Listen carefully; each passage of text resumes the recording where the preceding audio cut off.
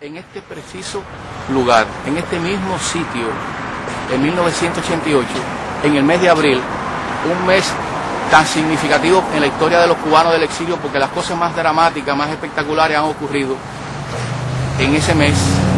La Embajada del Perú, el Museo Cubano de Arte, Playa Girón, etcétera, etcétera. Quiero hacer una entrevista a un cubano, miembro de la Brigada 2506, que desembarcó en tierra cubana agarrado a un paracaídas. Pasó el tiempo y en 1988 el Museo Cubano de Arte, que era una gloria para el exilio, al extremo que ya se tenían $200.000 en los fondos para hacer grande esta institución cultural, sufrió los efectos de haberse colado dentro de él unas personas, unos individuos que concibieron hacer una subasta. Y en dicha subasta habían 4 obras pictóricas de 4 cubanos oficialistas del régimen. Ahí tenemos a Manuel Mariano, ahí tenemos a Mendive, varias personas que jugaron un papel importante en el régimen de Cuba con altos cargos en la cultura cubana. Pues qué casualidad que en ese proyecto netamente del exilio cubano lograron infiltrarse y colgar sus cuadros, sus obras, en este sitio que vemos aquí. Aquí mismo hace 21 años, en este edificio fue donde se celebró la subasta para vender los cuadros, donde habían 4 pertenecientes al régimen de Cuba. Y fue cuando hubo una reacción de José Juara Silverio, veterano de la Brigada 2506, y decidió tomar una decisión que 21 años después, otro cubano espectacular llamado Miguel Saavedra, frente al Versalles, rompió unos discos que escandalizó al mundo. En su momento, lo que hizo José Juara Silverio también escandalizó al mundo. Compró el cuadro de Mendive, el Pavo Real de Mendive, vino a este mismo sitio y le dio candela. Y ahí ardió Roma. Ante ustedes, ardió Roma. Ante ustedes, José Juara Silverio, el autor de aquel hecho hace 21 años. Por favor. ¿Qué tal? ¿Cómo estás?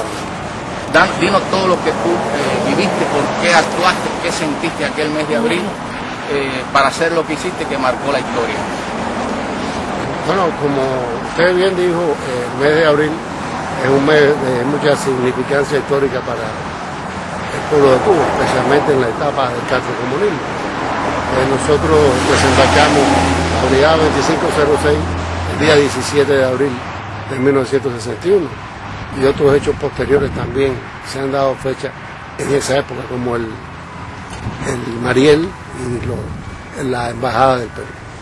En aquella época yo era contratista de obras y al leer por la mañana el periódico El Herald y vi la noticia de que se iba a incluir artistas que trabajaban en pro del gobierno comunista de Cuba. Eso sí me indignó. Yo estaba de acuerdo con que el museo exhibiera y tuviera una subasta para recaudar fondos. El museo se encontraba en aquel edificio de allí de la esquina y la subasta se llevó a cabo en el segundo piso de este edificio. La penetración marxista-leninista en el exilio cubano quedaba demostrada con este acto. Era la primera vez en donde se trataba de, con medios muy sutiles, utilizando el arte como medio, de establecer una propaganda marxista-leninista, asociando al arte a aquellos artistas pro-comunistas junto a los artistas que no eran comunistas. Eso me indignó. Yo creo que quería y quise dar un aldabonazo y explicarle a mis compatriotas exilados y al mundo entero lo que había sido y lo que estaban haciendo ciertos elementos del exilio en combinación con el gobierno cubano.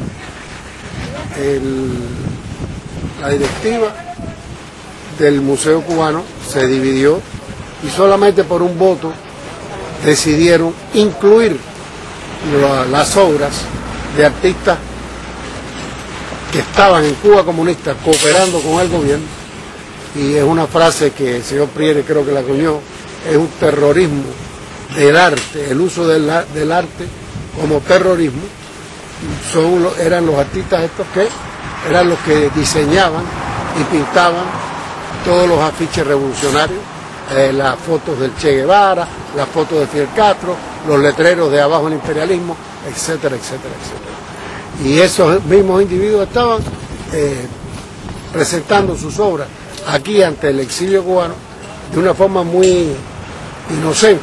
Ahora, cuadros que no tenían nada de política, cuando ellos eran participantes y de la dictadura a la que se sometía y a la que está sometida el pueblo cubano. Y fue por eso que traté de advertirle al exilio cubano la jugada que estaban haciendo los comunistas. Y para poder llamar la atención, compré un cuadro. Al comprar el cuadro en la subasta, me hice dueño de esa obra y por lo tanto, siendo mía, podía disponer de ella de la forma que quisiera. Y decidí quemarlo públicamente para demostrarle al exilio de que el arte en cierto momento puede ayudar a la libertad, pero si el arte es comprometido, debe de destruirse. Eso es todo. Una pregunta, la programación o la planificación que hiciste para hacer ese hecho histórico, es decir, ya cuando tú compraste el cuadro, creo de $500, sí, cuando regresaste a este mismo sitio donde estamos, ¿cómo fue que se produjo la llama? ¿Una fosforera? ¿Qué hiciste para realizar ese hecho? Bueno, honestamente te digo que como yo no fumaba, yo no tenía ningún medio incendiario conmigo arriba. Y entonces le pedí a uno de los presentes que estaba aquí conmigo que me prestara un fósforo. Y entonces, si mal no recuerdo, fue a través con un fósforo que le di, no sé si fue una fosforera exactamente. Hay un video tomado por el canal 23 de Univisión que creo que enseña ese momento y posiblemente tenga el momento del inicio de la quema. Otra pregunta, Pepe Juara.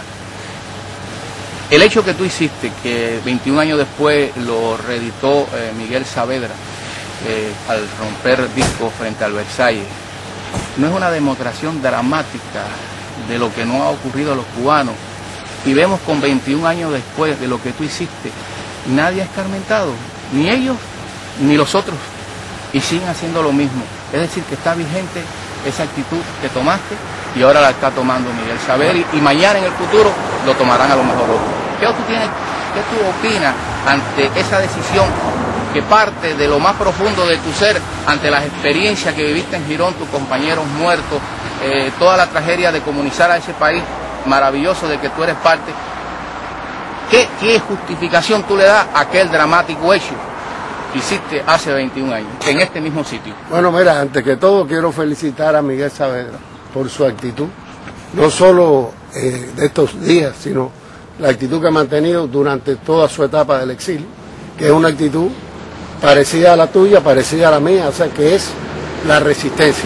Si en estos momentos no podemos, por las circunstancias y por el tiempo que ha pasado, no podemos enfrentarnos con las armas en la mano al régimen, yo creo que la resistencia tenemos que mantenerla nosotros y dar el ejemplo a las nuevas generaciones para que la continúen.